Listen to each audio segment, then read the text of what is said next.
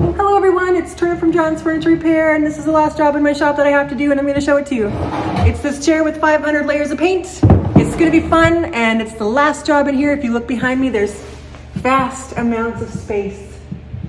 And if you look at my face, there's vast amounts of stress. So we're almost there. This is the last job. It's for my mother-in-law, and I want to do it because it's been sitting here for a couple of years, or maybe a year. Maybe it's not that bad. Anyways, let's strip all this paint off and see what we got underneath all this globby paint. After growing up in my dad's restoration shop and learning everything he knows, I'm continuing on with the business in my own shop. And after 25 years, I can truly say I love this job, and I just have to share it with you. Whether it's a priceless 300-year-old hand-carved piece of history or just an ordinary table or dresser, I pour my heart into each and every piece a customer brings me. I'm Trena, and this is John's Furniture Repair.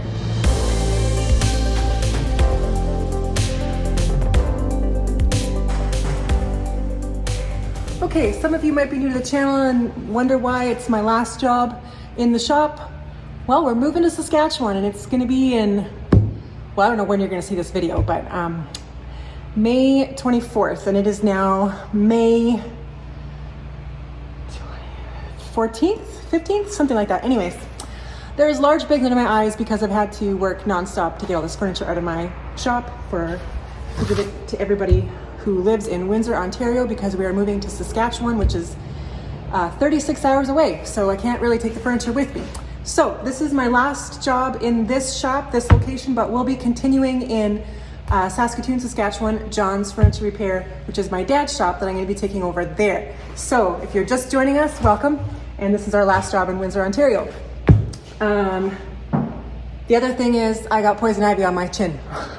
So if you think it's just a bunch of pimples, it's not. It's actually pretty good now. So that's the last thing I needed before while doing all this move and everything. And we've got a giant container outside. The house is pretty much empty, but the shop will be this weekend getting all packed up. So I'll take you along in the ride if you care to follow me and document my crazy journey back home to Saskatchewan. So we've been here in this area for 10 years, and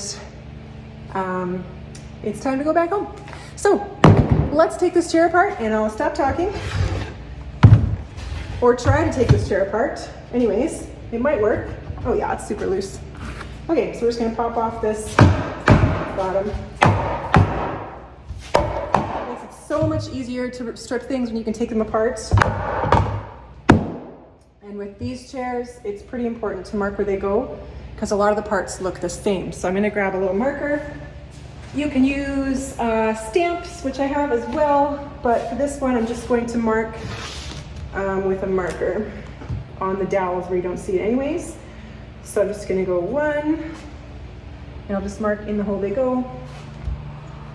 2, just trying to save myself the trouble when I go to put it back together.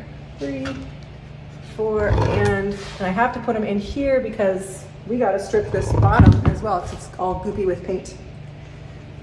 So I'll put this aside.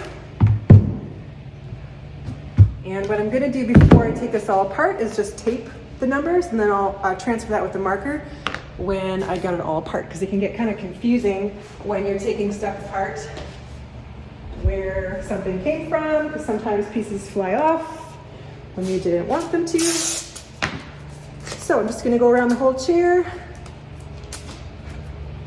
It's dusty, tape will stick. And mark where everything goes. Okay, so we've got little numbers on each joint. Now we can just pop it apart. Now, if you've got something stubborn that doesn't want to jump out of the joint, we're gonna head down to the floor to my rubber mat. And the act of when I hit this is gonna bounce. And the only thing that can move is this piece up. So when I hit this, it's gonna actually bounce that joint right out. And it's the least amount of pressure on the joint this way.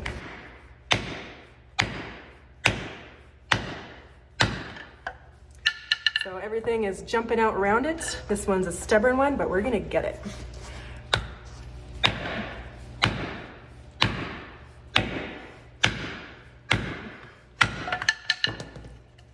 Ooh, she's tight. Okay, let's try some other ones.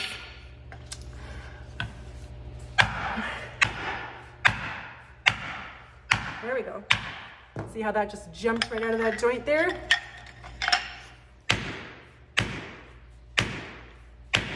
And that just jumps right out. You don't even have to hang on to it. And we're getting rid of some paint while we're doing it, which is great.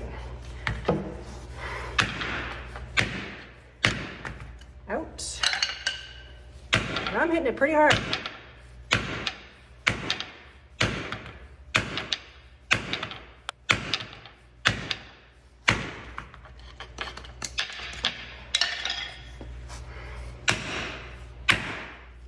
Those are super tight. We'll work on those in the vise, and we'll try this one a bit more.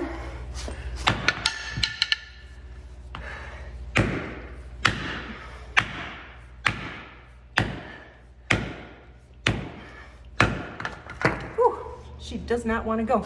Okay, let's go to the vise for some of these troublesome ones. Okay, so first I'm just going to try a little bit of splitting with the clamp. This leg was broken in the first place, so it's hard to get things out when the brake bounces instead of the joint. Sorry, when the brake bounces instead of the joint, then it doesn't really want to come. But you can see it is loose and it wants to bounce, but it just keeps popping back in because this other side is broken. So we're going to pop that, put a lot of pressure and try to break this area here. We're going to give it a hard hit right where that pressure is. There. Good stuff. So we got that apart.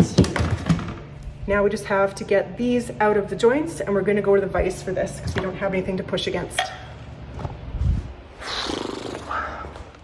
Tricky little bugger. I always say chairs are the most work.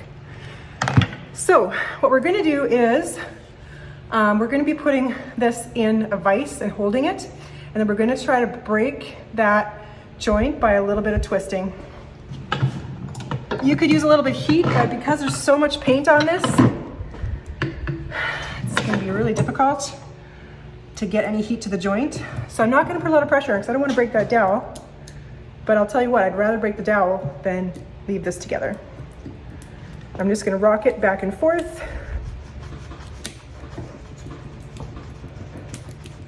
And who knows, there might be a fastener in here.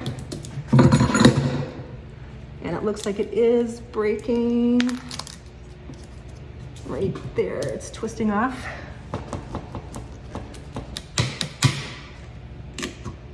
Okay, well, we got a piece of it out, but it did break, and that's okay.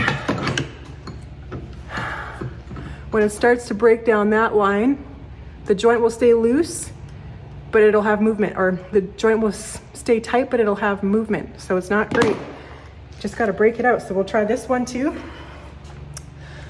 Let's see if we can get a little better of, and I'm going to put it right down next to that joint. And then we're going to just try to do the same thing. But I can see it's already wanting to twist off as well. Okay, we're going to give it a hit this way to maybe break the glue if there's any little bit of space in that dowel. That glue joint will break that way, and that saves the actual dowel. So I'm just going to start.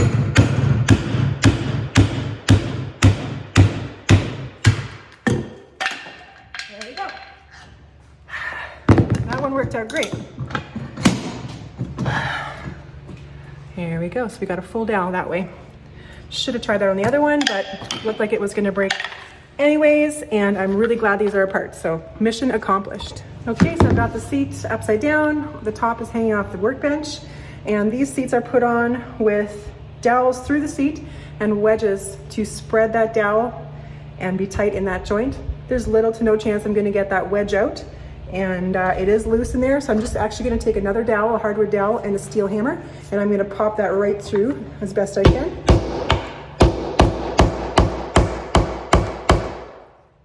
Sometimes they don't go. That one's moving a little bit. Yeah, they're gonna go, so it'll be fine. Just wanna keep that seat on there.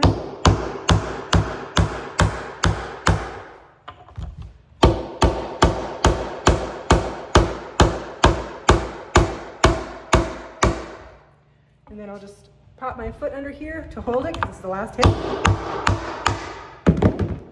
it doesn't bounce on the floor. And there we go, we got that off.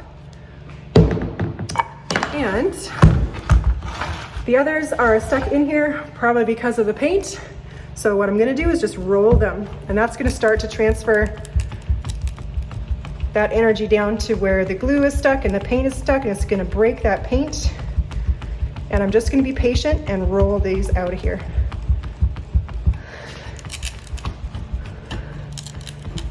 There we go, that's when it's gonna work really quick.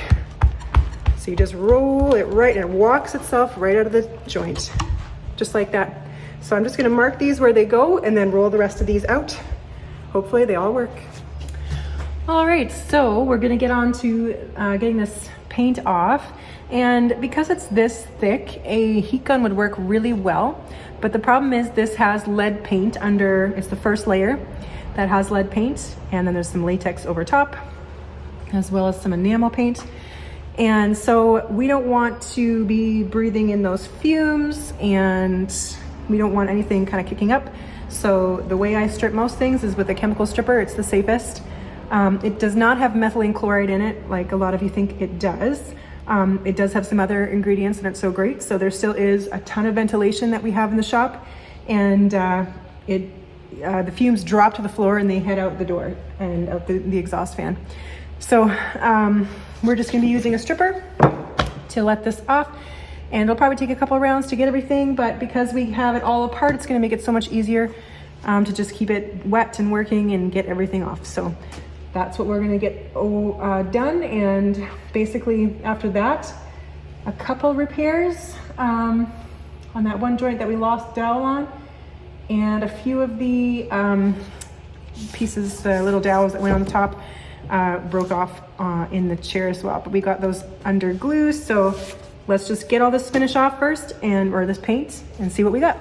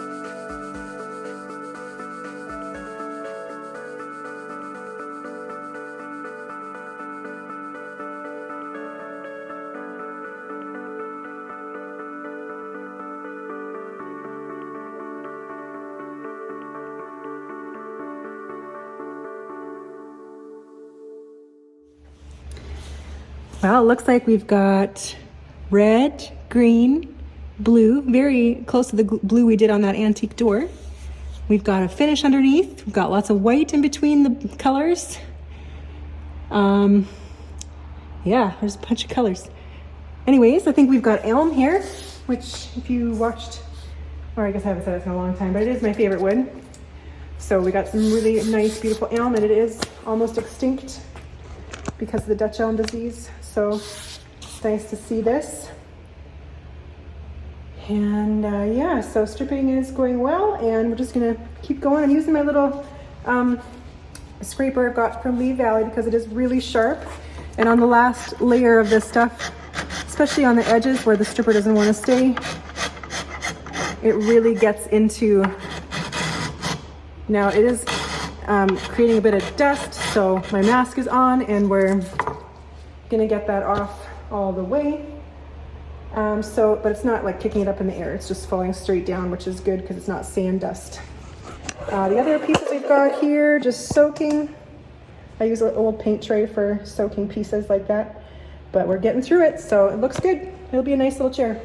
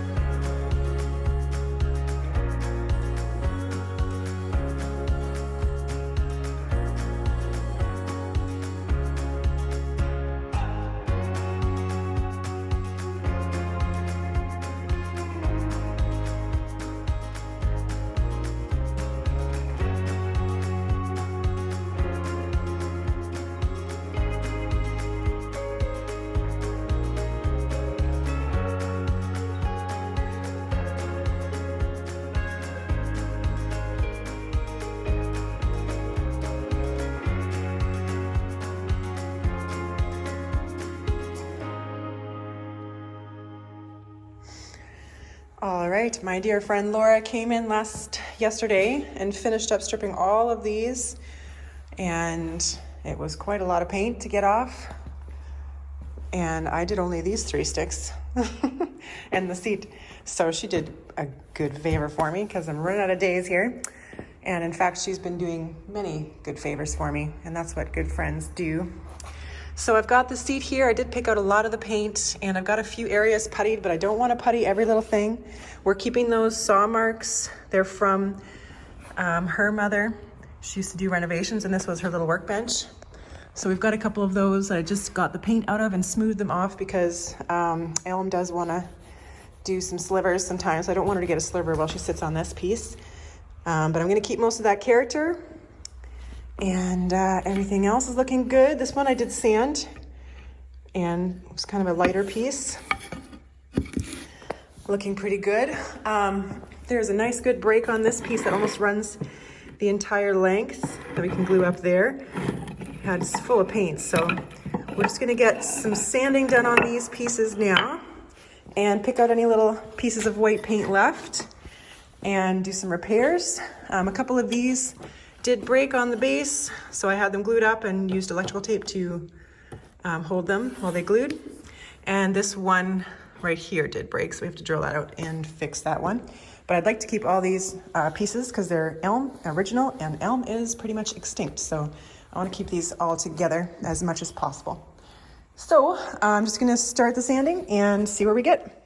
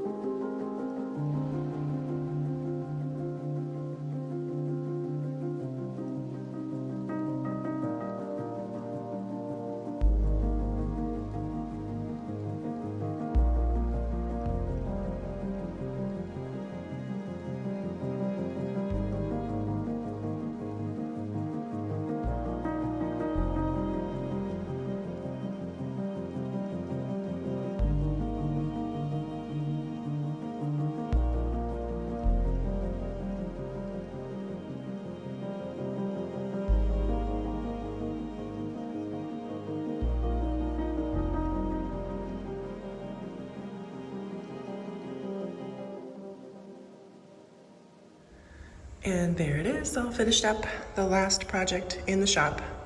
You can probably hear the echo in my voice. Just a very simple elm chair. Took off loads of paint, kept the character, put one coat of lacquer on it, and buffed it up to a nice satin sheen. Sorry, this wasn't a very depth video, but as you can see, we are ready to go tomorrow. I don't know when you're gonna see this video, but the shop is empty. And we're ready to go. So thanks for joining me on this little project, guys. Just my last one in this beautiful shop in Windsor, Essex, Ontario. Woodsley, Ontario, to be exact. And we're off to Saskatoon, Saskatchewan for me to take over my dad's shop. So thank you so much, and we'll see you there. Well, it is time to go. It's been beautiful here, but we're done, and it's time to get back home to Saskatchewan to family. And I really do appreciate this beautiful shop that I've had, and I'm just gonna miss it so much. But there's better things in the future. So we're all packed up in the house too, ready to go on the way to Saskatchewan. Did finally get everybody's furniture finished. So let's get on the road.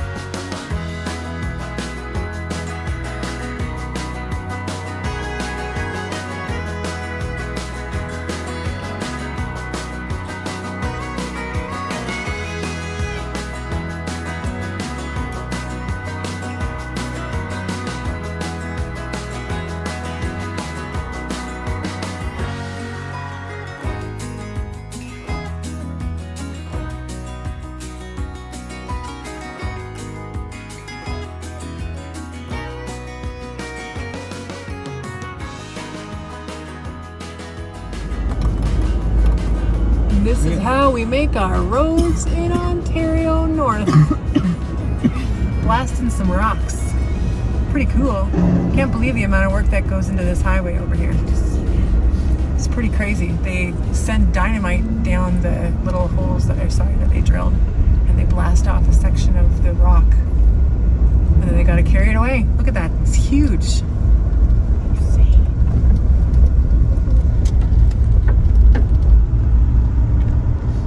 So you can see all those lines in the rocks here you go by. And that's so they can put a road through and protect the cars from getting hit by falling rocks. So they pull it back from the road a bit.